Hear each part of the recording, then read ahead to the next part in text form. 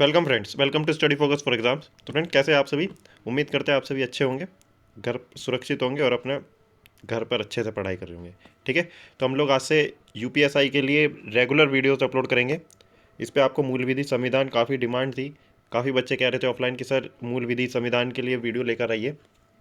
तो अब ये डेली आपको वीडियो मिले करेगी इसी चैनल पे, हमारे यूट्यूब चैनल पे। ठीक है। और इसकी पीडीएफ भी आपको मिल जाएगी हमारे टेलीग्राम चैनल पे, जिसका लिंक मैंने डिस्क्रिप्शन पे दिया हुआ है।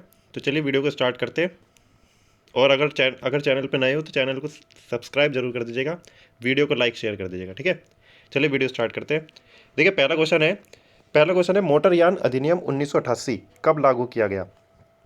देखिए, इस तरह के क्वेश्चन पिछली बार भी पूछे गए थे जब 2017 में आपका एग्ज़ाम हुआ था। टीसीएस ने एग्ज़ाम कराया था ऑनलाइन, उस पर ऑनलाइन हुआ था। और इस बार भी टीसीएस एग्ज़ाम कराएगी ऑनलाइन। तो सारे क्वेश्चन इंपॉर्टेंट है, एक एक देखना बड़े आराम से, और इसमें विद एक्स्ट्रा फैक्ट्स भी बताए गए हैं। तो चलिए वीडियो स्टार्ट करते हैं। देखिए, पहला क्वेश्चन है मोटरयान अधिनियम 1988 कब लागू किया गया? ठीक है। 14 अक्टूबर 1988, 1 जुलाई 1989, 1 जुलाई 1988, 14 अक्टूबर 1988। ठीक है। तो ये किया गया है 1 जुलाई 1988 को किया गया है। ठीक है। 1 जुलाई 1988 को मोटरयान अधिनियम कब लागू किया गया? 1 जुलाई 1988 को। चलिए अगला क्वेश्चन देखते हैं। अगला क्वेश्चन देख लीजिए। अगला क्वेश्चन है सूचना का अधिकार भारतीय संविधान के किस अनुच्छेद के तहत आता है? सूचना का अधिकार भारतीय संविधान के किस अनुच्छेद के तहत आता है? देखिए, इससे पहले हमने कल कल एक वीडियो डाली थी जिसमें मौलिक मूल अधिकार आर्टिकल 12 से लेके, यानी कि अनुच्छेद 12 से लेकर अनुच्छेद 35 तक पूरा सब कुछ एक में कवर किया गया, बहुत अच्छे से पढ़ाया गया है। तो उस वीडियो का लिंक मैंने डिस्क्रिप्शन में दिया गया है। अगर आपने वीडियो नहीं देखी है तो आप उस वीडियो को जरूर देख लीजिएगा। ठीक है। देखिए, सूचना का अधिकार भारतीय संविधान के किस अनुच्छेद के तहत आता है? तो ये आता है अनुच्छेद 19 के तहत। ठीक है। अनुच्छेद 19 के तहत आता है। अब देखिए, अनुच्छेद 20 के तहत क्या आता है? अनुच्छेद 20 है कि अपराध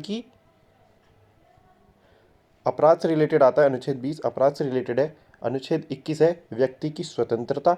ठीक है, ये व्यक्ति की स्वतंत्रता से रिलेटेड है।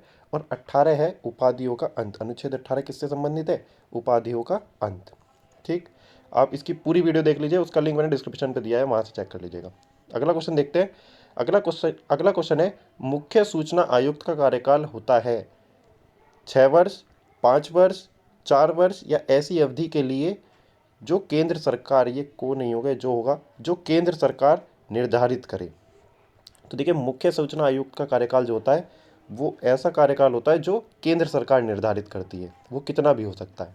ठीक है। अगला क्वेश्चन देखते हैं। अगला क्वेश्चन है सूचना के अधिकार अधिनियम, सूचना के अधिकार अधिनियम 2005 के तहत लोक प्राधिकारी के दायित्वों का डैश में वर्णित किया गया, यानी कि कौन सी धारा में वर्णित किया गया है? ये किया गया है धारा 4(1) में। अच्छा, ये जरूर बताइए कि धारा आपको क्वेश्चन वाइज कराई जाए या अलग से बिल्कुल चैप्टर वाइज अच्छे से समझाई जाए, तो वो जरूर आप लोग बताइएगा। ठीक है। तो ये है धारा 4(1) में। अगला क्वेश्चन है किस मौलिक अधिकार का लक्ष्य है सामाजिक विभेद उन्मूलन करना? किस मौलिक अधिकार का लक्ष्य है सामाजिक विभेद उन्मूलन करना? शोषण के विरुद्ध अधिकार, धर्म की स्वतंत्रता का अधिकार, स्वतंत्रता का अधिकार या समानता का अधिकार? तो देखिए, इसका ऑप्शन 4 हो जाएगा, समानता का अधिकार। ठीक है। अगला क्वेश्चन देखते हैं। अगला क्वेश्चन है स्थावर संपत्ति, बहुत इंपॉर्टेंट क्वेश्चन है फ्रेंड। स्थावर संपत्ति की कुर्की का आदेश कौन देता है? स्थावर संपत्ति की कुर्की का आदेश कौन देता है? देखिए, जितने भी क्वेश्चन है यूपीएसआई को ध्यान में रखते हुए ही बनाए गए हैं। ऐसे क्वेश्चन यूपीएसआई में पूछे जाते हैं, सारे क्वेश्चन मोस्ट इंपॉर्टेंट है। तो आप लोग जरूर पूरी वीडियो देखना। तो देखिए, स्थावर संपत्ति की कुर्की का आदेश कौन देता है? लेखपाल, नायब तहसीलदार, कलेक्टर या सरकार? तो स्थावर संपत्ति की कुर्की का आदेश देता है कलेक्टर। ठीक है। अगला क्वेश्चन देखते हैं। बाल कल्याण समिति में कौन कौन से सदस्य होंगे? समिति के एक अध्यक्ष और 4 सदस्य होंगे, बिल्कुल सही है। समिति के सदस्यों में एक महिला सदस्य होगी, बिल्कुल सही है। सीआरपीसी के तहत समिति में न्यायिक मजिस्ट्रेट होगा, ये भी बिल्कुल सही है। तो इसका ऑप्शन हो जाएगा उपयुक्त सभी। ठीक है। बाल कल्याण समिति में कौन कौन से सदस्य होंगे? ये तीनों होंगे। ये तीनों ऑप्शन सही हैं इसके। अगला क्वेश्चन देखते हैं। भूमि अधिग्रहण पुनर्वास और पुनर्स्थापन अधिनियम 2013 में उचित मुआवजा और पारदर्शिता के अधिकार ने भूमि अधिग्रहण अधिनियम की जगह ले ली। 1894, 1984, 1947। तो देखिए ये जगह ली है 1894 की जगह। ये जो अभी 2013 में जो भूमि अधिग्रहण और पुनर्वास पुनरुत्थान स्थापन अधिनियम 2013 जो आया है, ये 1894 की जगह आया है। ठीक है, ध्यान रखना। अगला क्वेश्चन देखते हैं। भारतीय दंड संहिता की धारा 377 डैश के विषय में है। ठीक है, यानी कि सीधा पूछा है कि 377 किससे रिलेटेड है। तो ये किससे संबंधित है? यह है अप्राकृतिक अपराध से संबंधित। अच्छा, ये बताइए कि हत्या का प्रयास किससे संबंधित है कमेंट सेक्शन में। और खतरनाक हथियारों का प्रयोग, सदोष अवरोध तथा सदोष परिरोध, ये किससे संबंधित है? ये आप जो कमेंट में जो बताइएगा। अगला क्वेश्चन देखते हैं फ्रेंड। अगला क्वेश्चन है आयकर अधिनियम के तहत जिस कंपनी का कोई भी अंतर्राष्ट्रीय लेन देन नहीं होता उसके लिए रिटर्न जमा करने की आखिरी तिथि होती है। 30 सितंबर, 30 अगस्त, 31 जुलाई या फिर 31 दिसंबर। तो इसका आंसर हो जाएगा 30 सितंबर। 30 सितंबर लास्ट डेट होती है जिनमें कोई रिटर्न जमा करने की आखिरी तिथि दी होती है, यानी कि कोई भी अंतर्राष्ट्रीय लेन देन नहीं होता। अगला क्वेश्चन है भारतीय दंड संहिता के किस प्रावधान में आपराधिक षड्यंत्र के लिए दंड दिया गया है? तो ये दिया गया है धारा 120 बी में। धारा 120 बी में। अच्छा, धारा 124 किससे संबंधित है? धारा 124 संबंधित है राजद्रोह से। किससे? राजद्रोह से। तो ये याद रखिएगा, धारा 124 किससे संबंधित है? राजद्रोह से है। और धारा 120 में क्या संबंधित है? धारा 120 ए में है आपराधिक षड्यंत्रों की परिभाषा। ठीक है, आपराधिक षड्यंत्रों की परिभाषा। और धारा 121 ए में क्या है? 21 ए में है कि द्वारा दंडनीय अपराधों को करने का षड्यंत्र। ठीक है। अच्छा, अगला क्वेश्चन देखते हैं। Question number 12।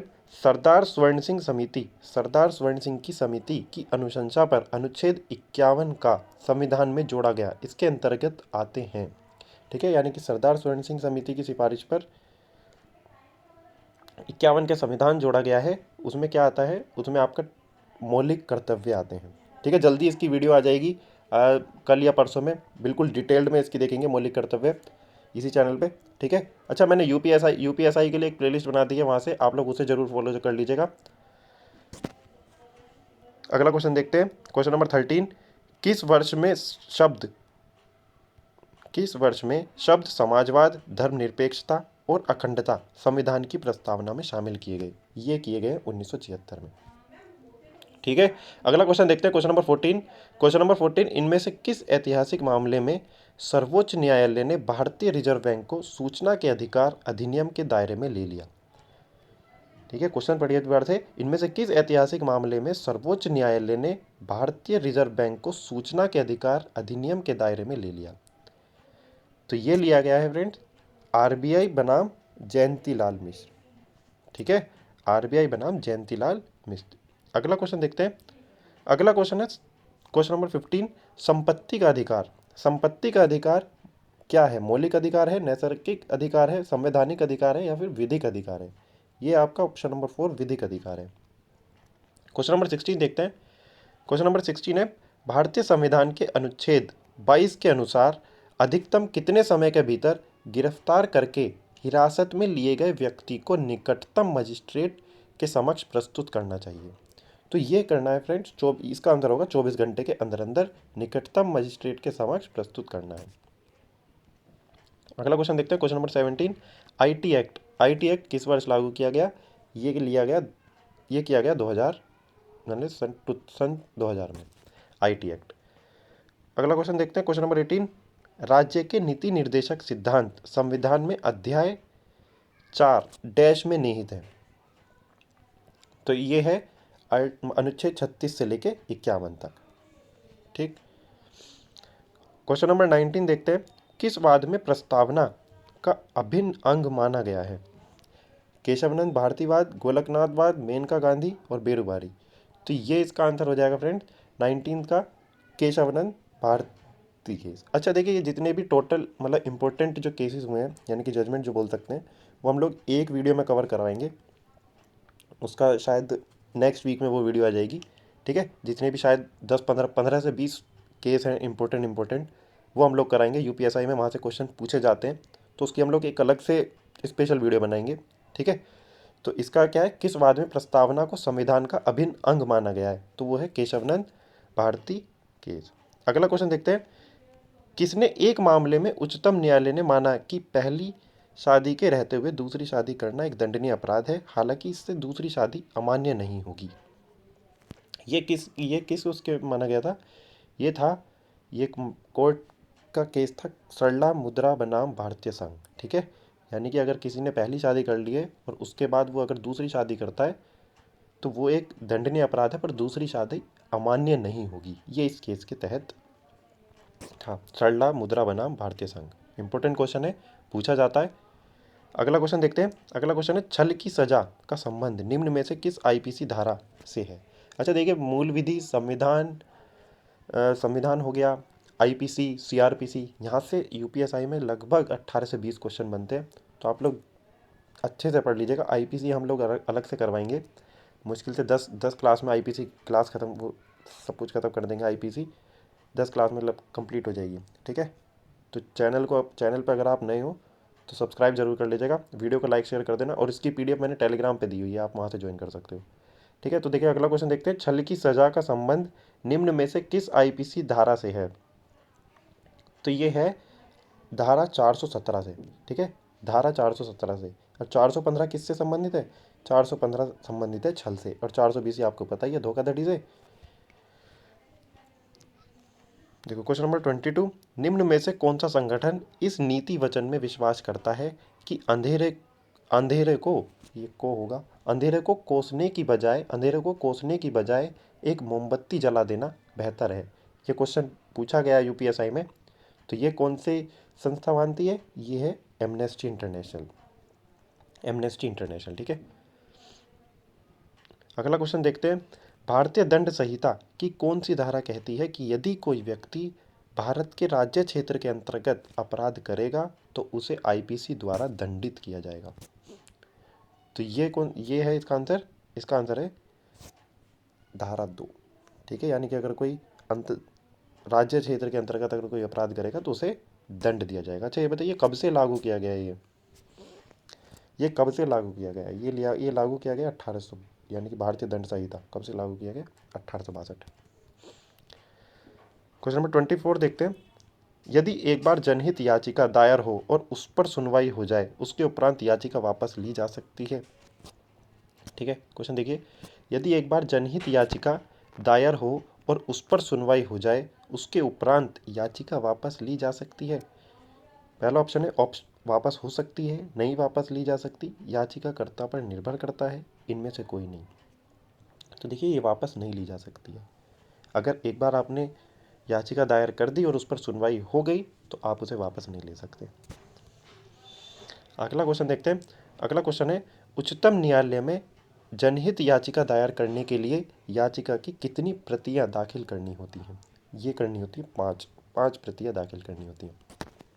ये उच्चतम न्यायालय की बात हो रही है। ठीक है, देखो अगला क्वेश्चन देखते हैं, भारतीय संविधान का डैश संसद को यह अधिकार देता है कि वह उपयुक्त कानून बनाकर एक राज्य बना सके और वर्तमान राज्य के इलाकों और सीमाओं और नामों में परिवर्तन कर सके। ये नाम है। ठीक है, नामों में परिवर्तन कर सके। तो ये कौन से अनुच्छेद के आता है, ये अनुच्छेद 3 के तहत आता है। ठीक है फ्रेंड्स, तो देखिए आज के लिए इतना ही। हमने मतलब कल आपको एक वीडियो दी थी, मतलब अब ये कल आपको वीडियो दी थी, मतलब जिसमें आर्टिकल 12 से लेकर 35 तक सारे अनुच्छेद समझाए गए थे अच्छे से, और उसके रिपीटेड क्वेश्चन भी कराए हैं।